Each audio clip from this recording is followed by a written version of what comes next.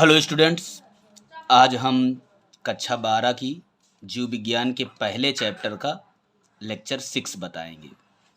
इसमें लैंगिक जनन के बारे पर बताया गया है। लैंगिक जनन, जिसे हम सेक्सुअल रिप्रोडक्शन कहते हैं, यह वह जनन है जिसमें युग्मकों का निर्माण तथा युग्मकों का संलयन शामिल होता है। ठीक, इसमें युग्मकों का निर्माण होता है और जो बने हुए युग्मक होते हैं उनका संलयन होता है, मतलब उनका मिलन होता है, जिससे आगे चल कर के जाइगोट बनता है। इस प्रकार के जनन को हम लैंगिक जनन कहते हैं। जाइगोट से आगे चल कर के नया जीव बन जाता है। नया जीव अपने जीवन चक्र में निम्नलिखित अवस्थाओं से गुजरता है। नंबर 1, किशोरावस्था। जब बच्चा जन्म लेगा तो सबसे पहले जो अवस्था आएगी वो उसकी किशोरावस्था होती है। अब आप बोलोगे किशोरावस्था क्या होती है? तो किशोरावस्था में शरीर का वृद्धि एवं विकास होता है।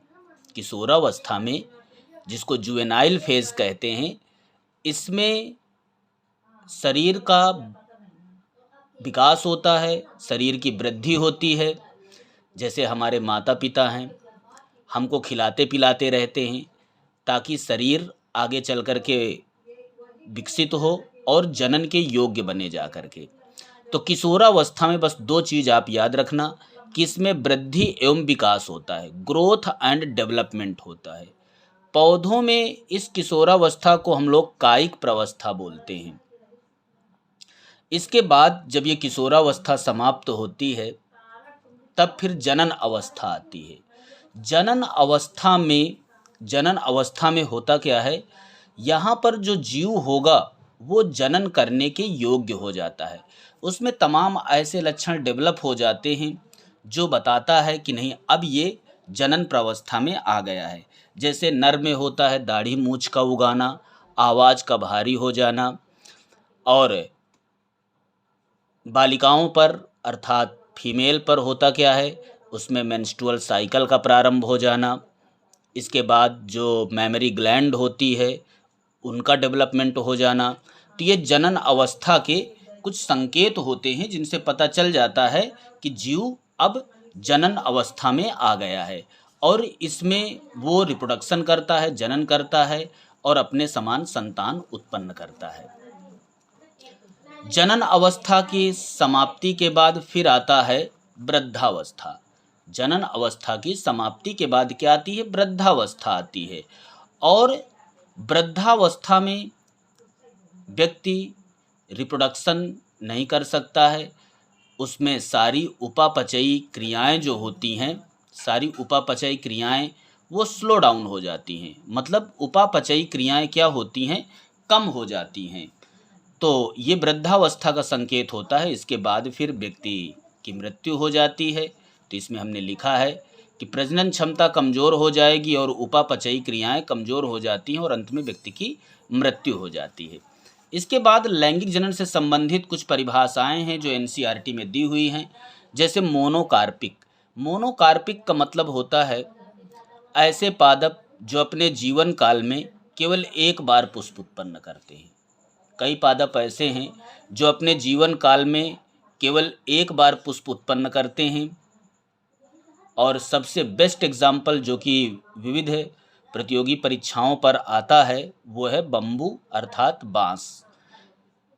पॉलीकार्पिक क्या होता है? तो ये ऐसे पादप होते हैं जो अपने जीवन काल में कई बार पुष्प उत्पन्न करते हैं।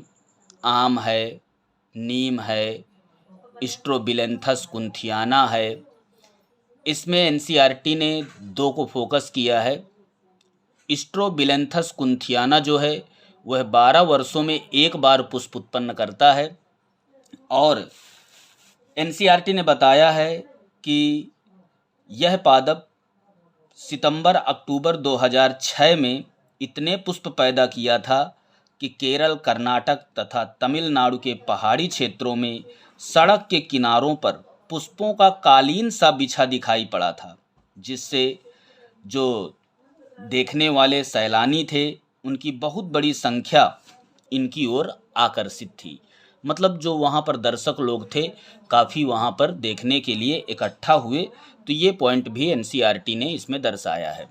बाँस को अगर देखें तो यह एनसीईआरटी ने बताया है कि 50 से 100 वर्षों के बाद यह केवल एक बार पुष्प उत्पन्न करता है, तो इसको भी अपना याद रखना, 50 से 100 वर्ष बाद ये पुष्प उत्पन्न करता है और जीवन में केवल एक बार पुष्प उत्पन्न करता है, इसलिए ये मोनोकार्पिक है। इसके बाद फिर मौसमी प्रजनक है। शब्द से अंदाजा लग रहा है कि किसी मौसम विशेष में प्रजनन करने वाले जीव मौसमी प्रजनक कहलाते हैं। जैसे कुछ प्रवासी पक्षी हैं। सतत प्रजनक क्या होता है? हर मौसम में प्रजनन करने वाले जीव सतत प्रजनक कहलाते हैं, जैसे मनुष्य। तो मनुष्य में हर मौसम में जनन होता रहता है। मद चक्र और ऋतुस्राव चक्र के बारे पर एनसीईआरटी ने दिया है कि नॉन प्राइमेट में मद चक्र मिलता है और प्राइमेट में ऋतुस्राव चक्र मिलता है। नॉन प्राइमेट के अंतर्गत गाय, भेड़, चूहा, हिरन, चीता ये सब आते हैं।